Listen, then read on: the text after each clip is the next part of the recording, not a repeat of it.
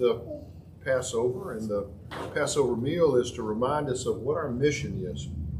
So this is where we're at today. We're going back, we're into Acts. Here's why we went to Acts. We're going to jump a little bit today, but the whole purpose is to see that when Christianity first started off in the book of Acts, the obstacles it was up against were incredible. The Jews absolutely despised this new movement, hated it, and were willing to kill, and did kill. The Romans had no use for it. The only thing they wanted to make sure of is that this just doesn't become a problem, so they saw it as a political issue. Christianity had no friends, and they became, as we'll see in Acts, persecution hit them. But the first thing they were told was, just don't go anywhere. Stay in Jerusalem until I light the candle. Well, the candle was lit at Pentecost, sure enough. And all these people are standing around hearing other people talk to them in their own language. And when we say tongues, we need to understand that was that is the way that it occurred.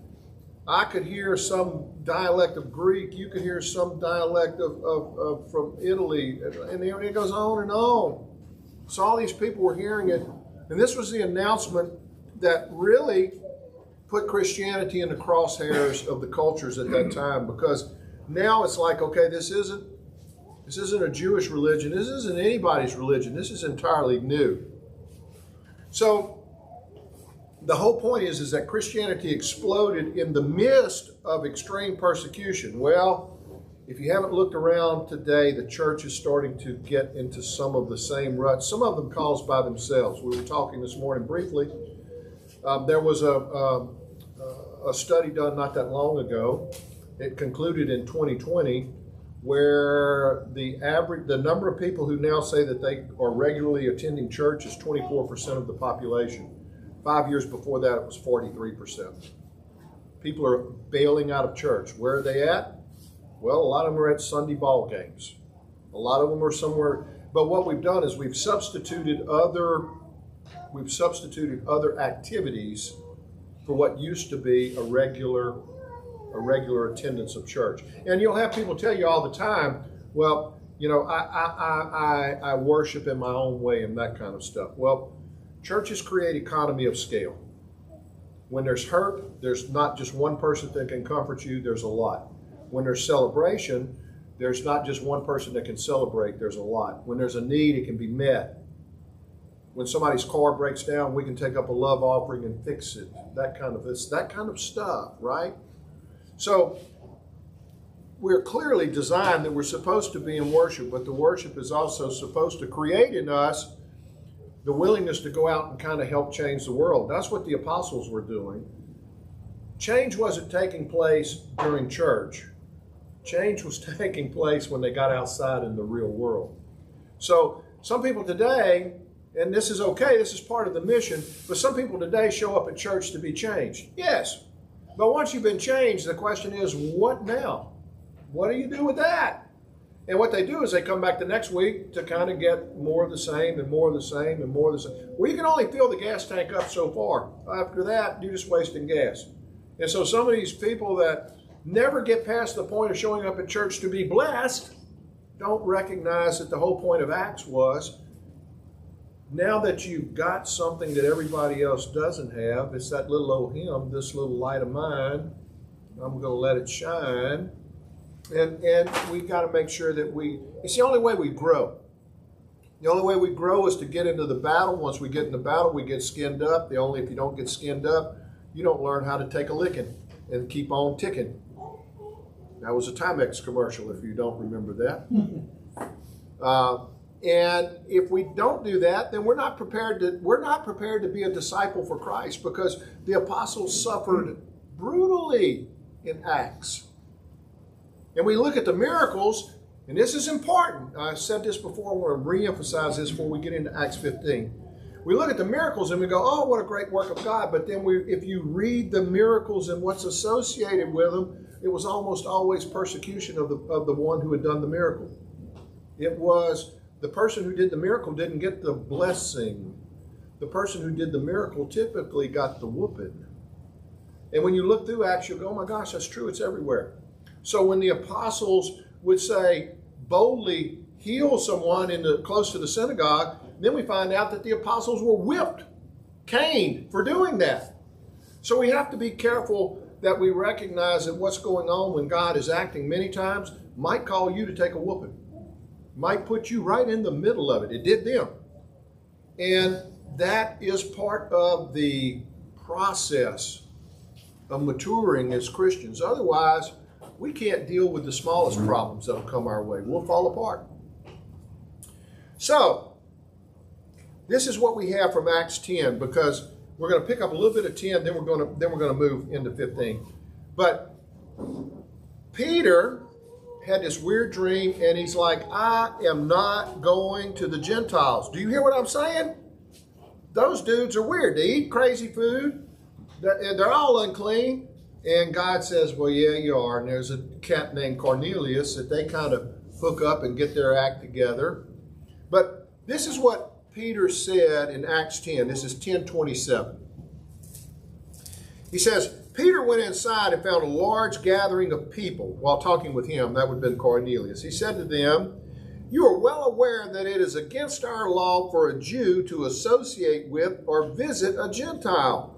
But God has shown me that I should not call anyone impure or unclean. Now, when we think of racism today, nobody would have the guts to stand up in public anymore and be that racist. I can't even come to your house, cowboy. You ain't one of us.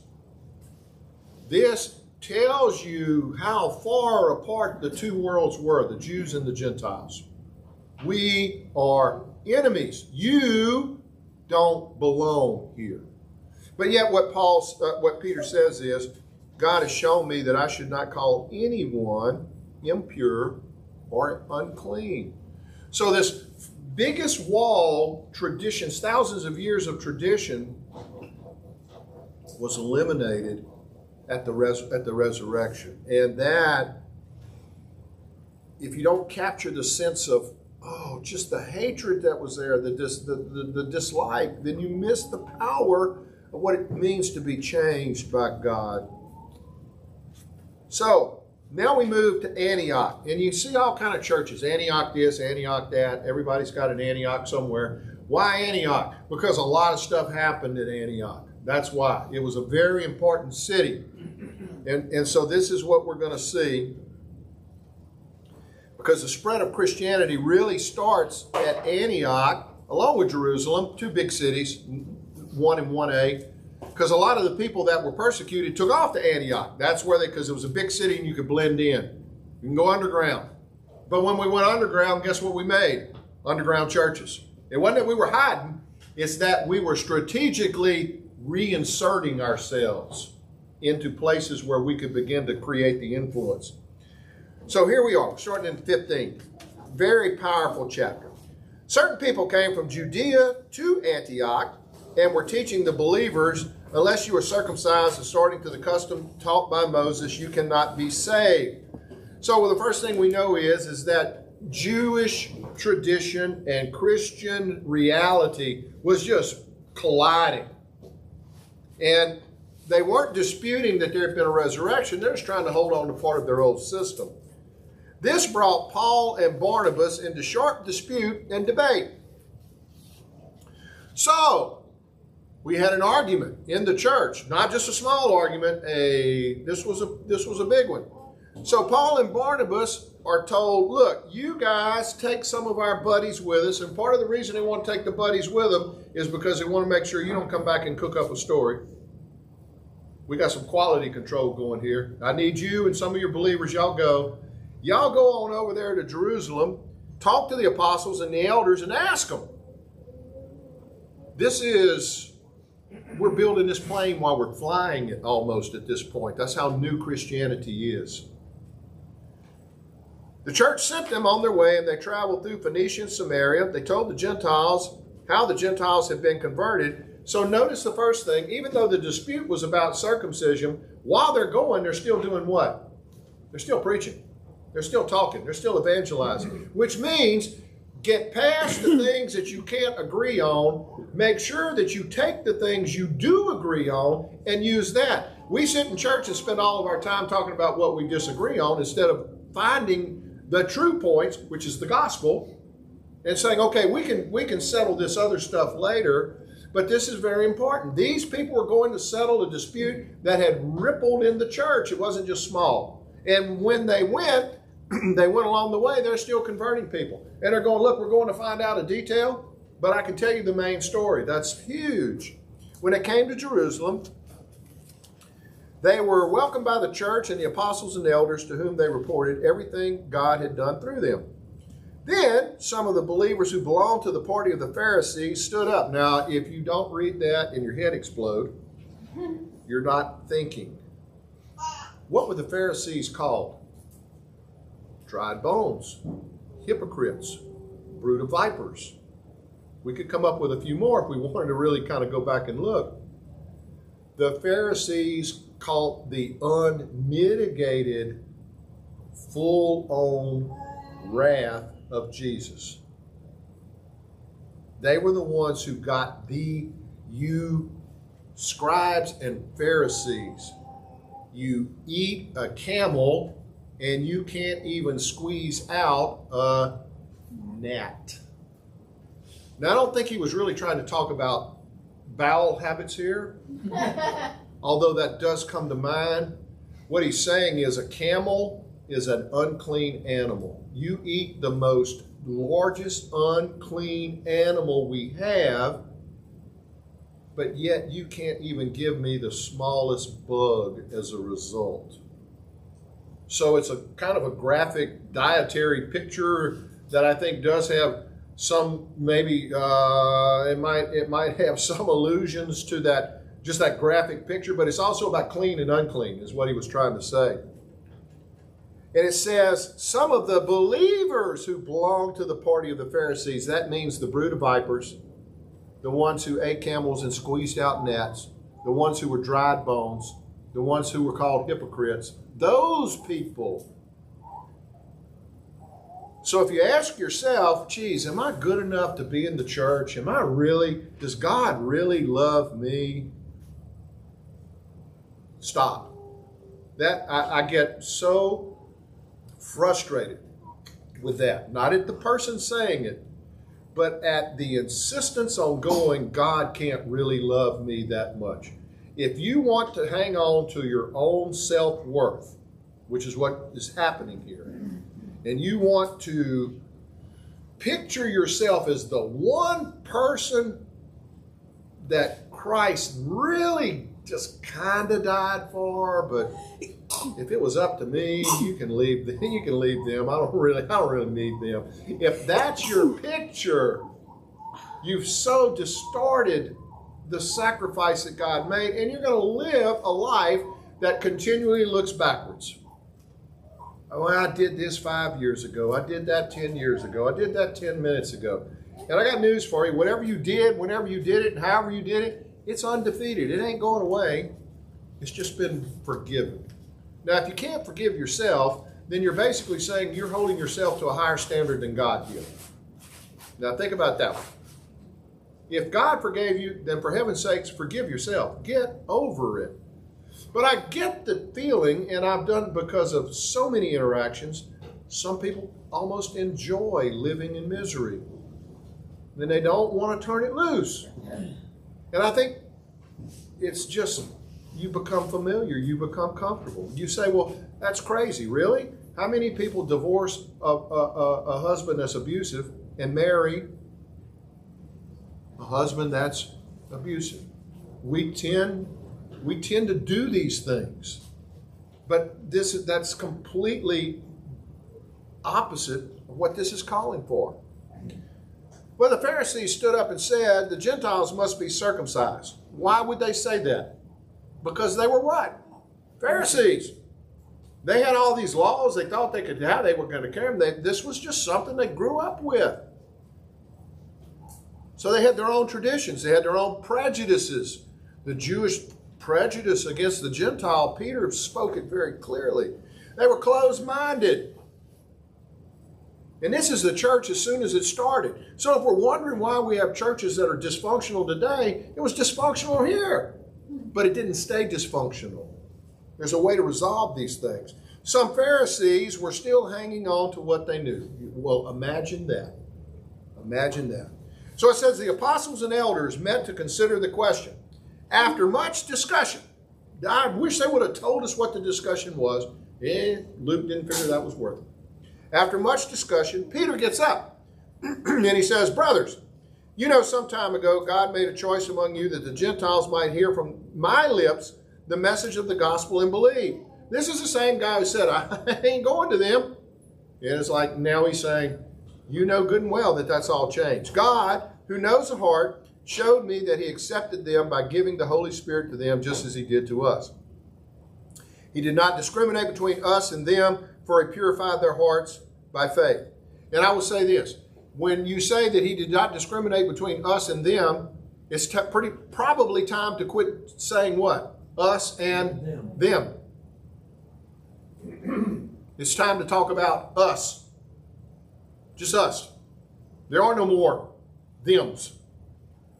But it makes sense in this point. But I'm just saying, when we get to the point that we have had reconciliation, we need to quit talking about the other person as if they're somewhere out there. They're not out there anymore. They're just as much a part of this as we are. Now then, why do you try to test God by putting on the necks of Gentiles a yoke that neither we nor our ancestors have been able to bear? There's an admission. No, it's through the grace of our Lord that we are saved just as they are. All right. So Peter has made a very strong pronouncement here. He's the one who said, I'm not going to kill and eat that stuff that I saw in that vision. That's the one who said, I will never deny Jesus Christ. That's the one who told Cornelius a Jewish law forbid him from actually even being in his house. Things change when you finally let the resurrection sink in. And now he's telling the Jerusalem Council, which is the Supreme Court at this point. The church needed some kind of a way to figure out, what do? We don't know what to do with this stuff. And so the Jerusalem Council is where they went. The whole assembly became silent. Now that had to be interesting because the Pharisees were kind of like Cajuns. They always talked. Always. It says the whole thing became silent. So these Pharisaic believers are now sitting there listening intently because they know they're learning as well. And Barnabas and Paul tell about the signs and wonders that God had done through the Gentiles through them. When they finished, and this is where you want to underline, when they finished, James spoke up. So who talked first? Peter. Who talked next? Paul, Barnabas. But who talked last? James. Who always talks last? The final word. When James speaks here, you got to follow this because if you don't, you miss the impact of it. Who was James? James was the one who stood outside the house in Mark 3 and thought that Jesus was stone cold crazy. It says his family thought he was nuts. He was out of his mind. This was a guy who had no sympathy for his brother. He thought he was touched in the head. And yet, here's James speaking at the end. So this is a very, very compelling picture here of the power that the resurrection has had, because it says, James spoke up. He said, brothers, listen to me. Here's the summation. Simon described to us how God first intervened to choose a people for his name from the Gentiles. The words of the prophet are in agreement with this. Where it says, I will return and rebuild David's fallen tent. Its ruins I will rebuild and restore. The rest of mankind might seek the Lord, even all the Gentiles who bear my name, says the Lord, who does these things known from long ago. So in other words, the Gentiles are always going to be a part of this. Here it is. It is my judgment, therefore. In other words, this is the Chief Justice of the Supreme Court rendering the decision. It is my judgment, therefore, that we should not make it difficult for the Gentiles who are turning to God. Instead, we should write to them telling them to abstain from food polluted by idols, from sexual immorality, from the meat of strangled animals, and from blood. Why? Well, the sexual immorality is obvious. The other ones maybe not so much. For the law of Moses has been preached in every city from the earliest times and is read in the synagogues on every Sabbath. In other words, if you go in there and tell them it's okay to eat food that has been dedicated to idols, their head will blow up. Don't do that. They're going to lose the message because of this particular. So here's what we're going to do. We're going to leave a little bit of that stuff in. Although Jesus has already said the food is neither clean nor unclean. He's already made that. But James is saying, we've got difficult times here. So if you're dealing with a new believer, or you're dealing with a skeptic, or you're dealing with a family member, and the family member has these very strong beliefs that might not necessarily have anything to do with whether they can actually understand that Jesus has been died, buried, and resurrected. That's not the issue. The issue is that somehow they're just hung up on some thing, right, that doesn't really carry as much water as we ought to do. What do we do sometimes? We insist what? No, you got to get it all right. You got to get it all right before you can do anything. And by doing that, what do? I've had it. I'm done. And what James is saying here is, look, guys, we know that this is what we're walking into. Now, the sexual immorality, why was that? Because basically every one of these Gentile cultures were practicing what? Some kind of prostitute worship or these kinds of things. They had this was going on. This was the way they, quote, worshiped. A lot of homework. And do homework in these churches. So that part's obvious. Okay, we got to stop that because that's directly in the culture and it's wrong. But there's these other parts that are part of the culture that we're just going to leave that there because if we tried to change it, it'd be a bridge too far. And so when you're talking to your friend, your relative, be wise. Know where to plant the flag and know where to turn it loose. Sometimes we can't do that. It is my judgment we should not make it difficult because the law of Moses has been preached in every city from the earliest times and is read in the synagogues on every Sabbath. In other words, it's just in their brains. The council then wrote a letter to Gentile believers. The apostles and elders with the whole church decided to choose some of their own men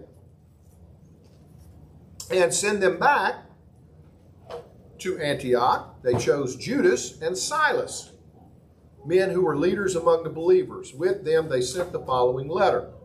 Greetings. We have heard that some went out from us without our authorization and disturbed you, troubling your minds by what they said. Well, now, none of us have ever gone out and troubled people's minds without authorization, have we? So we all agreed to choose some men and send them to you with our dear friends Barnabas and Paul. Dear friends. Who was Paul? That was the guy that was killing them. Now he's a dear friend. Sometimes we talk about, well, I can't forgive that person of what they did. Men who have risked their lives for the name of our Lord Jesus Christ. We're sending Judas and Silas to confirm by word of mouth what we are writing. This is that whole thing about if you have a testimony about somebody, bring witnesses. In this case, it's the opposite side. If you have a testimony for something, bring witnesses. We're sending Judas and Silas. It seemed good to the Holy Spirit and to us not to burden you with anything beyond the following requirements. Don't eat food sacrificed to idols or from blood, from the meat of strangled animals, and from sexual immorality. You will do well to avoid these things. Farewell. So the men sent off, went to Antioch. They gathered the church together, delivered the message. People read it, and they were glad for the encouraging message. Judas and Silas, who themselves were prophets, said much to encourage and strengthen the believers. After spending some time there, they were sent off by the believers with the blessing of peace to return to home to those who had sent them. But Paul and Barnabas remained at Antioch, where they and many others taught and preached the word of the Lord. So, everybody's happy and kosher and things are going well, but what always happens when things are going well? What always happens? Something screws up. Sometime later, Paul said to Barnabas, hey, let's go back and visit the believers. Let's take a tour. Let's go see the towns where we have been, where we preach the word. Let's check up on them. Barnabas said, I like that. Let me go get John Mark. And Paul says, you're out of your mind. I'm not bringing that guy. He said, why aren't you bringing the guy? Because he deserted us. Yeah, but no, Butch. He ain't coming. Well, I think he should. Well, that's on you. Well, now, if you really think that, I do think that. Well, why don't you go your way? I will. And so we basically, at that point, we drew a line in the sand. They had such a sharp disagreement that they parted company. Barnabas took Mark and sailed for Cyprus. Paul chose Silas and left, commended by the believers to the grace of the Lord. Notice that it doesn't sound like Barnabas got the same send-off. Doesn't mention that. It says that it was Paul that got the send-off. In other words, the group was probably all doing what? That Mark dude, you're right. He's the guy. Can you hear it? Can you hear it in the people? He's the one who quit. Yeah. And everybody's fired up. Blessings to you, Paul, going to do the work of the Lord. Good luck, Barnabas.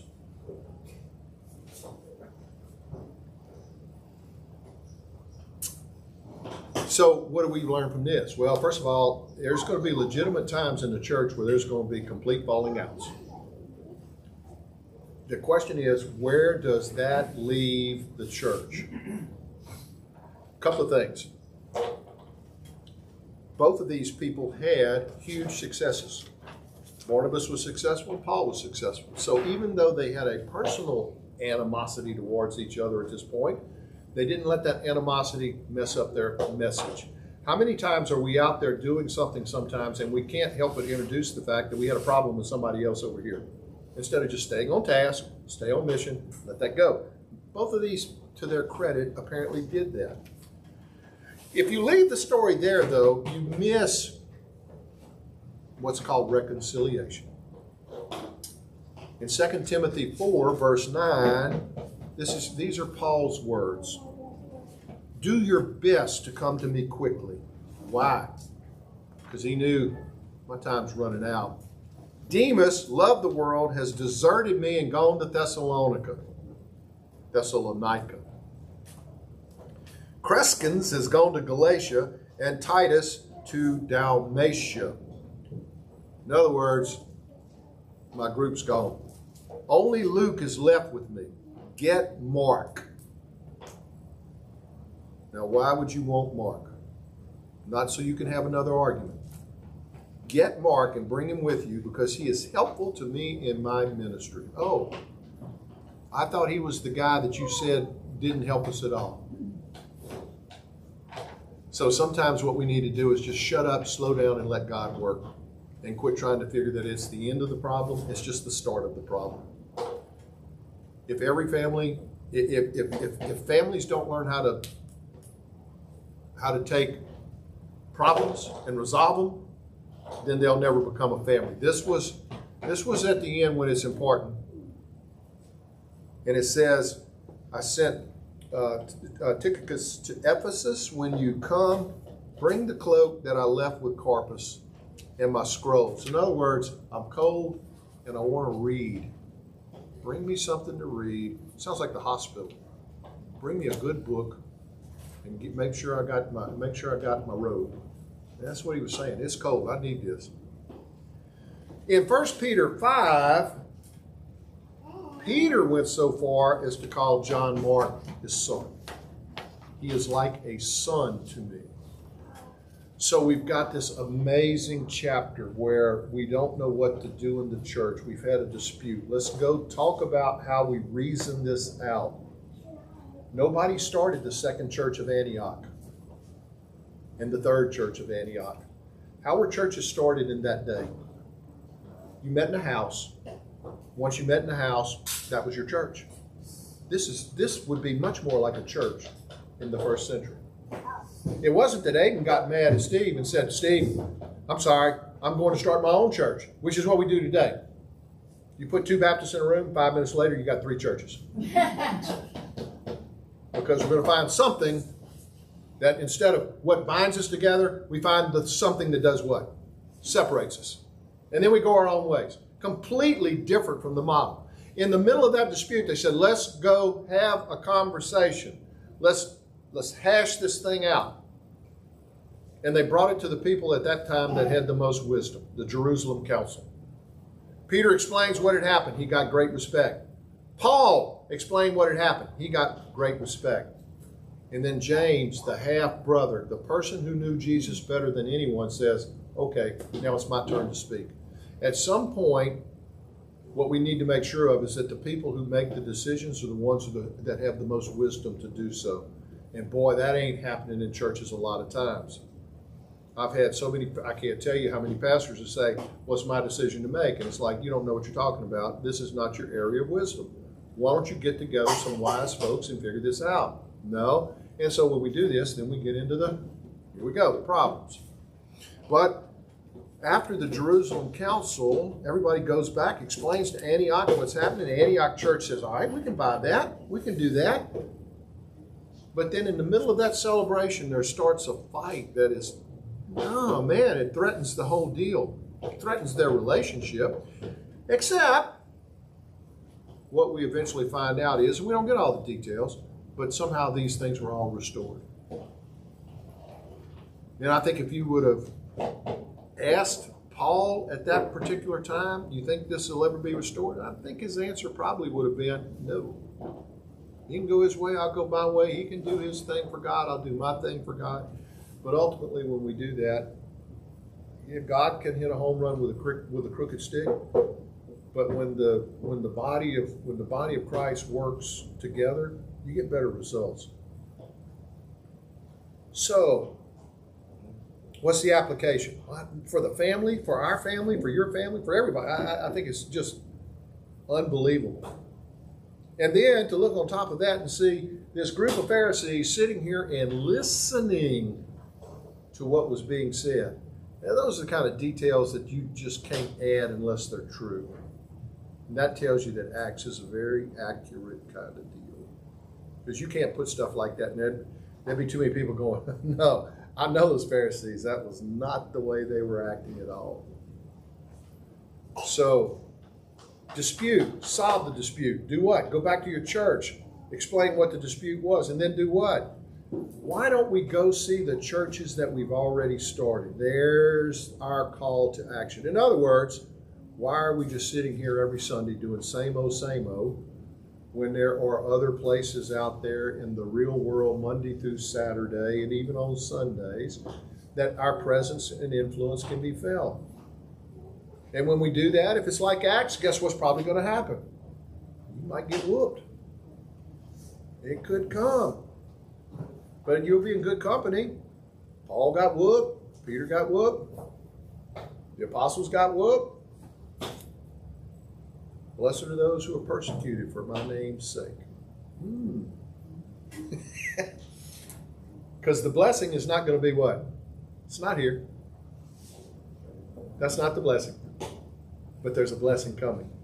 This is the blessed assurance that the Christian takes with them into the battle that is the culture, that is getting worse by the day. It's what we do, and we do it with confidence. Only, finish on this, only if we're quite assured that Jesus lived, Jesus died, Jesus was buried, Jesus resurrected. You put those things together and you know that's true, then you can go be a part of what changes the world. And the fact that we're down to 24% in our churches tells me that we're not doing a very good job of telling people that Jesus lived, Jesus died, Jesus was buried, and Jesus resurrected. Because if you did, that would be important enough to show up on a Sunday. So invite your neighbor. Invite your friend. we're going to probably, we talked about this, Leanne and I, we're going to probably try and do another little 4-pillar seminar this summer for Walker. We've done these all over the place. We'll probably try and do it here. Getting the same old stuff. Parents calling. I got a college-age kid. I got a kid that's married, and they don't want to listen to it. We're losing them, and they want to have something that they can hold on to kind of help solve some of these problems. So we've had a lot of fun doing them in the past. Linda's been at all of them, so my goodness, it's a blast. So we'll probably be setting that up. We'll have to figure out what night we'll do it on, and we'll go from there. The only other thing, quick announcement, is probably for the first time in about 10 years, we're going to actually take a vacation. Now, part of that is because the dogs finally decided to die. It took a while. It took a while, but because they were, poor Leanne, she would house sit, and she's like, Dad, the dog just sits here and looks at me and moans, and then it just goes and stands at the window. And it's like, well, that sounds like everybody's having a blast, right? What that amounts to is that encourage everybody to be here. Matt will be giving next Sunday's message. Matt found that out approximately 3 seconds ago.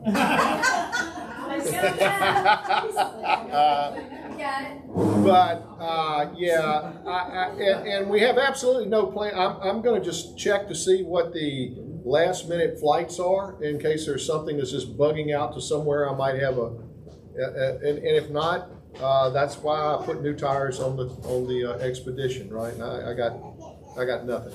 So we'll probably take at least 7 days and just kind of do our thing here. It's in between semesters and whatnot, so all that works. So all that to say, make sure y'all get here next week and support Matt, and then let's figure out what we're going to be doing moving forward with this summer. But I'm excited. I think the thing with Walker Elementary is going to be a big deal. Matt, how's it going with the Saturday nights now? Shaking to their feet and hitting people with pool noodles. Well, we've been having some good talks at the end. They're reading the book of John. We went over the first chapter, and we'll go over the second chapter. We got they're interested, hearing about the Word of God. So yeah, it's good. And Lisa, if you can find me a Chewbacca suit, I'll show up over there. We know where there's a wolf suit.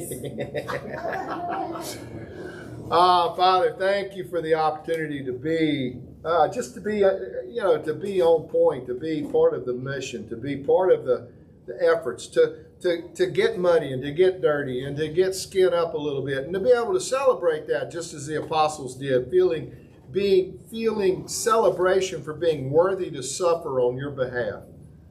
That is a high calling, and the only way that we will be able to do that, as the apostles did that, is to be motivated by what we know is the truth, that you suffered greatly in order to eliminate suffering. So let us be part of that process. Let us lean into it, and we will do our dead level best to honor you back.